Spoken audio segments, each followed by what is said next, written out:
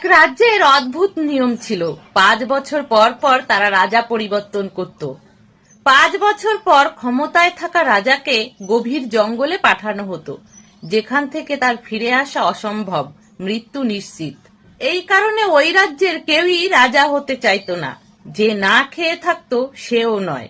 রাজা নির্বাচনেরও এক অদ্ভুত নিয়ম ছিল। ওই রাজ্যের সব থেকে শক্তিশালী হাতিকে সাজিয়ে গুজিয়ে রাজপথে ছেড়ে দেওয়া হতো। ওই হাতি যে মানুষের সামনে গিয়ে বসে পড়তো সেই হতো পরবর্তী 5 বছরের জন্য রাজা। এরকমই রাজ্যের ক্ষমতায় থাকা রাজার 5 বছরের মেয়াদ শেষ হলে তাকে জঙ্গলে পাঠানো হলো, আর হাতিকে সাজিয়ে গুজিয়ে রাজপথে ছেড়ে দেওয়া হলো রাজা খোঁজার জন্য। ওই দিন রাজ্যের কোনো প্রজাই রাস্তায় বার হতো না, তাই হাতিও কাউকেই খুঁজে পাচ্ছিল না রাজা করার জন্য। হঠাৎ হাতি দেখতে পেল যে এক ক্লান্ত পথিক এদিকেই হেঁটে আসছে। হাতি ছুটে গিয়ে সেই পথিকের সামনে বসে পড়ে। পথিক তো একরকম ভয় পেয়ে দৌড়ে পালাতে যায়।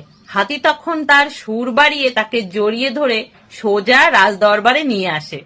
রাজদরবারের সকল মানুষ হাতির সুরে পেঁচানো সেই মানুষটিকে দেখে জয় মহারাজের জয় বলে সবাই চেঁচিয়ে ওঠে। পথিক তো একরকম ভয়ে চিন্তায় থরথর করে কাঁপতে থাকে। সে মনে মনে ভাবতে থাকে, ছিলাম ভিক্ষুক, এ রাজ্য ও রাজ্যে ভিক্ষা করে বেড়াতাম, আজ হঠাৎ মহারাজ হলাম কি করে? এরা নিশ্চয়ই আমাকে মেরে ফেলার কোনো পরিকল্পনা করছে। পথিক তখন কাঁদো কাঁদো সুরে 2 হাত জড়ো করে সবার সামনে বলতে থাকে, আপনাদের কোথাও ভুল হচ্ছে, আমি কোনো মহারাজ নই, আমি তো একজন ভিক্ষুক। এ রাজ্য ও রাজ্য ঘুরে ঘুরে ভিক্ষা করে বেড়াই। আপনাদের রাজ্যেও এসেছিলাম কিছু ভিক্ষার আশায়, আমাকে কিছু ভিক্ষা দিয়ে দিন, আমি চলে যাব। তখন ওই রাজ্যের মন্ত্রী এই ভিক্ষুককে ওই রাজ্যের রাজা নির্বাচনের নিয়ম থেকে তার বনবাস পর্যন্ত সমস্তটা ওই ভিক্ষুককে খুলে বললেন। সবটা শুনে ওই ভিক্ষুক প্রচন্ড ভয় পেয়ে গেলেন, কিন্তু ইচ্ছা না থাকা সত্ত্বেও রাজা তাকে হতেই হবে, না হলে এরা তাকে ছাড়বে না। ভিক্ষুক ছিল প্রচন্ড চালাক চতুর। রাজা হওয়ার পর তার দিনগুলো খুব ভালোই কাটছিল, কিন্তু সে সারাক্ষণই চিন্তা করত যে 5 বছর পর কিভাবে তার প্রাণ রক্ষা করা যায়। এইভাবে বেশ কয়েকটা মাস কেটে গেল। একদিন তার মাথায় হঠাৎ একটা বুদ্ধি এলো। সে মন্ত্রীকে ডেকে জিজ্ঞাসা করলো যে সমস্ত রাজাদের বনবাসে পাঠানো হয় সেটা কোথায়। মন্ত্রী প্রথমে কিছুতেই সেটা বলতে চায় না, কিন্তু রাজার আদেশ, বলতে তাকে হবেই। মন্ত্রী তখন বলে, মহারাজ, অনেক দূরের একটা বনে সবাইকে পাঠানো হয়। মহারাজ তখন আদেশ করে, ওই জঙ্গলে আমাকে নিয়ে চলো, আর সঙ্গে করে বেশ কিছু লোকজনও নিয়ে যেতে হবে। মন্ত্রী রাজার আদেশ অনুযায়ী বেশ কিছু লোকজন নিয়ে আর সঙ্গে করে মহারাজকে নিয়ে সেই বনের উদ্দেশ্যে রওনা দেয়। মহারাজ সেই বনে পৌঁছে দেখেন চারিদিকে শুধু জঙ্গল আর জঙ্গল, তার সাথে রয়েছে বিষাক্ত পোকামাকড়, সাপ, বিছা আর বনের সব হিংস্র পশুরা। এখানে কোনো মানুষকে রেখে গেলে সে একদিনের বেশি কিছুতেই জীবিত থাকতে পারবে না। রাজা তখন মন্ত্রীকে আদেশ দিলেন, এই জঙ্গলের 300 বিঘা জমির গাছ কেটে পরিষ্কার করো। এই কাজের জন্য যত লোকের প্রয়োজন হবে রাজ্য থেকে নিয়ে এসো। এই আদেশ দিয়ে রাজা আবার রাজ্যে ফিরে এলো। গাছ কেটে পুরো জমি পরিষ্কার করতে প্রায় 1 বছর লেগে গেল। 1 বছর পর মন্ত্রী রাজার কাছে খবর নিয়ে গেল, মহারাজ, 300 বিঘা জমির গাছ কেটে পরিষ্কার হয়েছে। রাজা মন্ত্রীকে আবার আদেশ দিলেন, ওই জমিতে বড় প্রাসাদ তৈরি করো, আশেপাশে প্রচুর ঘরবাড়ি তৈরি করো, আর যা কিছুর প্রয়োজন আছে এই রাজ্য থেকে নিয়ে যাও। মন্ত্রী তাই করলো।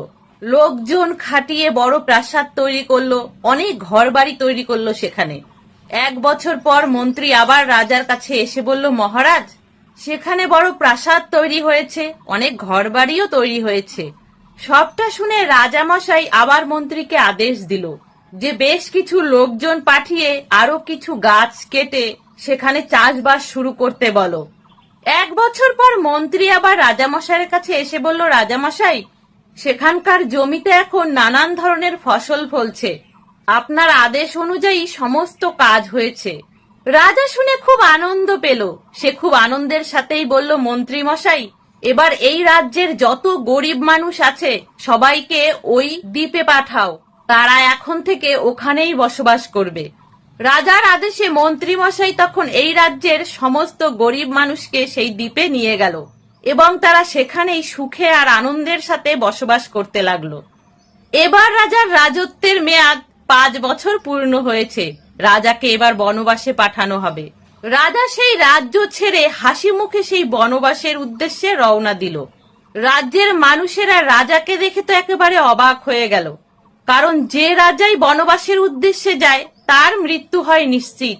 তাই সমস্ত রাজা বিদায়ের সময় খুব কান্নাকাটি করতে থাকে, কিন্তু এই রাজা হাসতে হাসতে বিদায় নিচ্ছে। এটা সবাইকে অবাক করলো। রাজা বনবাসে পৌঁছালো, কিন্তু কোথায় সেই বনবাস, কোথায় সেই জঙ্গল? সেখানে এখন রাজপ্রাসাদ, অনেক ঘরবাড়ি, অনেক মানুষজন, চারিদিকে মাঠে মাঠে শস্য ফলে আছে। এ তো রাজা নিজের রাজ্যে এসে পৌঁছেছে। সমস্ত মানুষ রাজার জয়ধ্বনি করতে লাগলো। সবাই তাকে সাদর অভ্যর্থনার সাথে তার রাজপ্রাসাদে নিয়ে গেল এবং তাকে রাজার মুকুট পরানো হলো। এখন সে এই রাজ্যের রাজা। তাহলে বন্ধুরা, এই ছিল আজকের একটা ছোট্ট গল্প। কেমন লাগলো তোমাদের অবশ্যই জানিও। সকলে ভালো থেকো, সুস্থ থেকো।